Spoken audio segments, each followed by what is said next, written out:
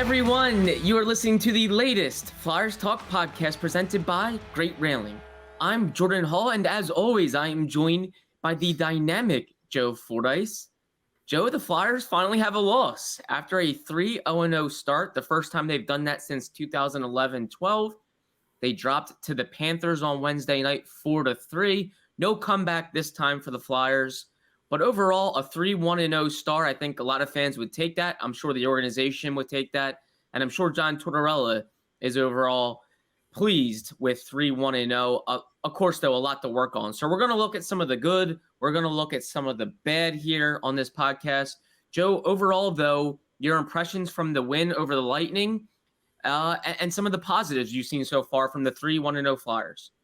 Well, so I feel like the last two seasons, you go into a place like Tampa, even a place like Florida last night. I know they didn't win, but you get down 2-0 in both of those games, and those games would snowball. And before you know it, it's 4 and 5 goals are up on the board for the opponent.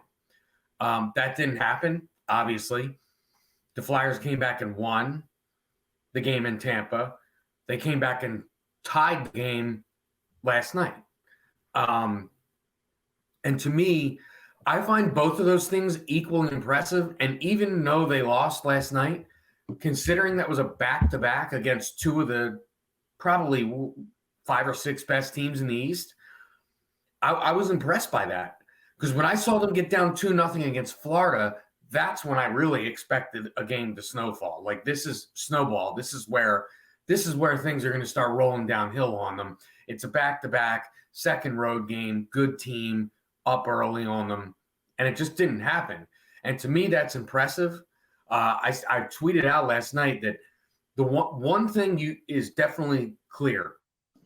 The team is playing for John Tortorella, and they're playing for themselves. And they're not paying attention to projections and this team's better than them, that team's better than them, and we don't have anybody that scores, and how about our defensemen, and how about our injuries, and how about our backup goaltender? They're not getting caught up in all that, and they're just going out there and playing. And I'll tell you, this is what we talked about with John Tortorella teams since they hired him. You look at the paper that's going to start 3-0, or a team that's going to go to Florida and go toe-to-toe with teams like Tampa and Florida on back-to-back nights, and then teams do that. And, I don't know what it is. Maybe it is the accountability. Maybe it is that he doesn't mince words when he talks about how they're playing. But whatever he does, the team competes. And, right now you'd have a hard time saying, okay, they're not going to compete with this team in a game. I'm not saying over the long haul. I'm saying in a game. Because if you were ever going to say that, you would say it about Tampa. Going into Tampa, they won 2 of the last 3 2 of the last 3, right? Stanley Cup. Yep. Yeah, 2 of the last 3 cups. And right, and then the year that before that, they were the number 1 seed and they got beat by a John Tortorella team in the first round. So it's I didn't expect it. But I kind of expected it, if you know what I'm saying. I expect a John Tortorella team to play like this. I didn't necessarily expect this John Tortorella team to play like this. Yeah, I think a lot of people probably are going to say, oh, it's just 3 games, 3-0-0. That's nice and fine, but it's a long season. And sure, it absolutely is a long season, and this probably doesn't mean the Flyers are going to be contending for the Stanley Cup, but when they went to Tampa Bay and beat the Lightning in their own building, to me, that really signified that they deserve some credit for what they've done, because they haven't done 3-0-0 in a while. They haven't done it since 2011-12. Scott Hartnell was leading that team in goal scoring. Ilya Bryzgalov was the number 1 goalie. So it's been a while since they've won their first 3 games. So they deserve some credit there. And again, to do it in Tampa Bay, that means something. I mean, you could pin the first 2 wins on, well, they were playing non-playoff teams from the year prior. They were at home. But it's not like they went 3-0-0 in a 3-game homestand. They went down to Tampa Bay. They rallied from 2 goals down, and they beat a goalie named Andrei Vasilevsky, who is regarded by many as the best goalie in the game. So give some credit to I the mean, you Flyers. could probably say John Cooper is regarded as, one of the, if not the best coach in the game. And Absolutely. that's the thing. That part I don't think can be understated. The getting down to nothing part and not folding, because I think you'd agree this team would have folded in the last couple years. It would have folded. It would have, we all remember the Madison Square Garden game where they gave up 6 goals. And, you had multiple defensemen that were -5s in that game, and things just snowballed. And it was point night for everybody on the Rangers. And that could have happened in either of these games, and it didn't happen in either of these games. Now, Florida ends up with 4 goals. But listen, if you were to tell me, let's go into a back-to-back situation in Florida. You have your backup goaltender starting the game. He gives up 2 early goals, and you're down 2-0. What's the final score? I would have probably said 5+ for Florida and, 1 or 2 for the Flyers. Now, Florida put up 4, but they had to work for those 4, and it was tied in the third period. Yeah. So I don't think that kind of stuff can be understated with a young team. Absolutely. And I think that's probably one of the biggest takeaways is that they're not falling apart when they go down. And that's a positive. They very easily could have fallen apart going down 2 goals against teams like the Lightning and the Panthers, and they haven't. Maybe last year a lot of people would turn the channel if they saw the Flyers go down 2-0 early in a game, and then they would probably see the final score later that night or the next day and say, yep, that's why I changed it. Right now, if they're doing that, they're seeing either the Flyers won or they're seeing a close loss, and they're saying, hey, you know what? They made that thing interesting. Maybe next time I'll keep the game on. And that's a good sign, is that John Tortorella has them playing a consistent way when they're down or when they're up. Because a lot of teams change the way they play when they go down. They open up, they press, they try to do too much offensively, and it results in goals in the back of their net and games snowballing. The Flyers aren't doing that right now, and that's pretty impressive considering they have a lot of youth in the lineup, a lot of guys that don't have a ton of experience. So a lot of positives there. And I don't think anyone would have predicted the Flyers going 3-1-0 in their first 4 games without Cam Atkinson, no Sean Couturier, no Rasmus Ristolainen, no Owen Tippett for the majority of these 4 games. They're pretty banged up too, and they're missing some guys. And the fact that they have 3 wins in their first 4, I think anybody would take that right now. Flyers Talk is brought to you by Great Railing. Stop into Great Railing for the highest quality and lowest prices on all your railing, decking, and fencing needs. Well, Joe, it's obviously not all great things for the Flyers. There are things to look at, things that they can improve. John Tortorella, I'm sure, knows that and is watching film and trying to dissect that probably as we speak. What are some of the things that maybe concern you with the Flyers right now, despite the 3-1-0 record? Well, the injuries continue to concern me because I think at this point they're stretched thin where I'm not sure they can sustain another injury to a key player. Mm-hmm. And I'm not sure they can sustain the injuries they already have to key players. But you mentioned Owen Tippett, and that was one that wasn't one coming into the season. Mm-hmm. And now that's an injury. And it, at some point, the dam is going to breaks. If you have too many guys in the lineup that are not ready for the NHL yet, quite frankly. So that's a concern. The other concern of mine, and I'm going to say it was glaring in the first game, is penalties that are being taken away from the play. Mm-hmm. Like penalties that are not like, let's drag this guy down so he doesn't have a breakaway on our goalie one-on-one. It's plays that are at the other end of the ice from where the puck is, many feet away from the action, and you're taking penalties behind the play. And I know the Flyers took 4 in the first period of the first game. And my initial thought was, I wonder if Tortorella is going to bench somebody in this game because this is not the way you want to start a tenure of a coach that's known for accountability and discipline. So the penalties that's concerning. It's also a characteristic of a young team. Mm-hmm. So hopefully they use it as a learning experience. But I would say yes. As far as what's going on the ice, injuries are, for the most part, out of their control.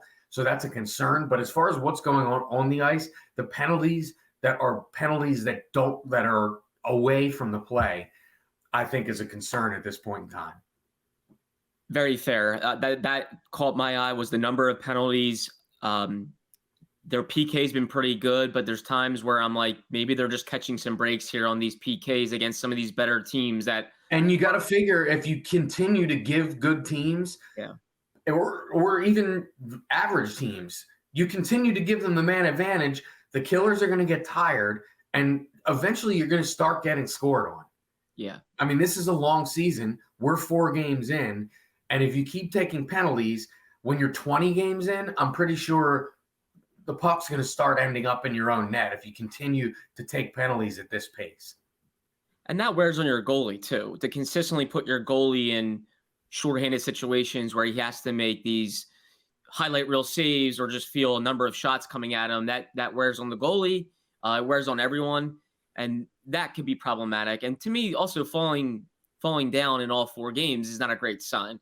Now they have come back. It's great. You can look at comebacks on both sides of the coin. On the one side, it's great that they're rallying and they're not out of these games. But on the other side of the coin, it's definitely troubling that they're falling down, and they've done so now in all 4 games, and they've done so in 3 of them by 2 goals or more. As we all know, last season they never had one comeback from 2 goals down. They have 2 already, so positive sign there. But it'd be nice to see them jump out and maybe take a lead, build on it, and kind of dictate a game from start to finish.